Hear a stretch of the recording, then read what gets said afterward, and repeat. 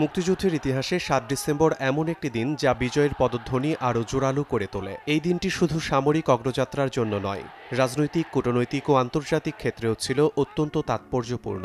দেশের ভেতরে মুক্তিবাহিনী ও ভারতীয় মিত্রবাহিনী একের পর এক অঞ্চল হানাদার মুক্ত করে বিজয়ের মানচিত্রকে দ্রুত বিস্তৃত করছিল। এই দিনে প্রবাসী বাংলাদেশ সরকারের ভারপ্রাপ্ত রাষ্ট্রপতি সৈয়দ নজরুল ইসলাম জাতির উদ্দেশ্যে রেডিওতে গুরুত্বপূর্ণ ভাষণ দেন। তিনি ঘোষণা করেন, ঢাকা হানাদার মুক্ত হতে আর সময়ের প্রয়োজন হবে না, খুব শিগগিরই ঢাকা মুক্তিবাহিনীর দখলে আসবে। বাংলাদেশ এখন দিবালোকের মতোই সত্য।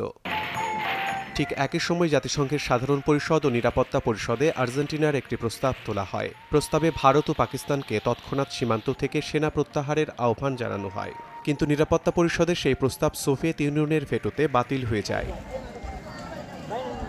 এদিকে মুজিবনগরে প্রবাসী সরকারের এক মুখপাত্র জানান, ভারত বাংলাদেশের স্বাধীনতাকে স্বীকৃতি দেওয়ার পর মন্ত্রিসভার জরুরি বৈঠকে সিদ্ধান্ত হয়েছে, ডিসেম্বরের মধ্যেই সরকারকে মুজিবনগর থেকে ঢাকায় স্থানান্তর করা হবে।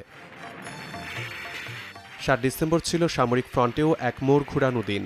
এদিন মুক্তিযোদ্ধারা বিবির বাজার, ভাটপাড়া ও বাঘেরচর হয়ে কুমিল্লা বিমানবন্দর ঘাঁটিতে ত্রিমুখী আক্রমণ চালান। তীব্র লড়াইয়ের পর দুপুর নাগাদ দিশেহারা হয়ে হানাদাররা কুমিল্লা সেনানিবাসে পালিয়ে যায়। ভোরে মেজর সাফায়াত জামিলের নেতৃত্বে মুক্তিযোদ্ধারা রাধানগর গোয়াইনঘাট হয়ে এগিয়ে এসে বিমানবন্দর দখলে সহায়তা করেন।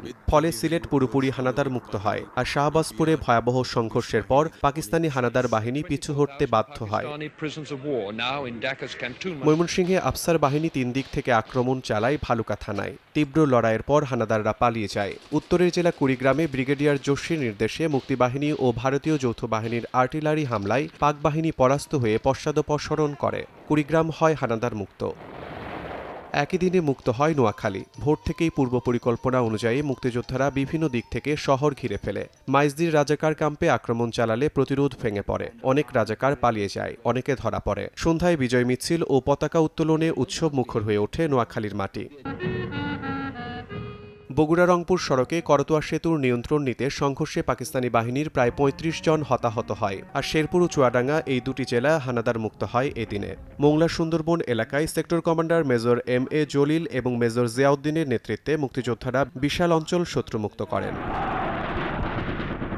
রাত 10টায় রেডিও আকাশবাণীতে ভারতীয় সেনাপ্রধান জেনারেল মানেকশ পাক বাহিনীকে আত্মসমর্পণের আহ্বান জানিয়ে সতর্ক বার্তা দেন। একই দিন সোভিয়েত নেতা লিওনিদ ব্রেজনেভ বলেন, ভারত পাকিস্তানের উচিত যুদ্ধ নয়, শান্তিপূর্ণ সমাধান খোঁজা। অন্যদিকে মার্কিন পররাষ্ট্র মন্ত্রণালয় ঘোষণা করে যুক্তরাষ্ট্র ভারতকে দেওয়া অর্থনৈতিক সহযোগিতা বাতিল করছে। ১৯৭১ সালের ৭ ডিসেম্বর ছিল বিজয়ের পদধ্বনি শোনার দিন। এদিন দেশের নানা প্রান্তে উত্তোলিত হয়েছে স্বাধীনতার পতাকা। মুক্তাঞ্চল ক্রমেই বিস্তৃত হয়েছে। শত্রুপক্ষের মনোবল ভেঙে পড়ে, আর আন্তর্জাতিক অঙ্গনে স্বাধীন বাংলাদেশের প্রশ্নে প্রতিষ্ঠিত হয় এক অনিবার্য বাস্তবতা।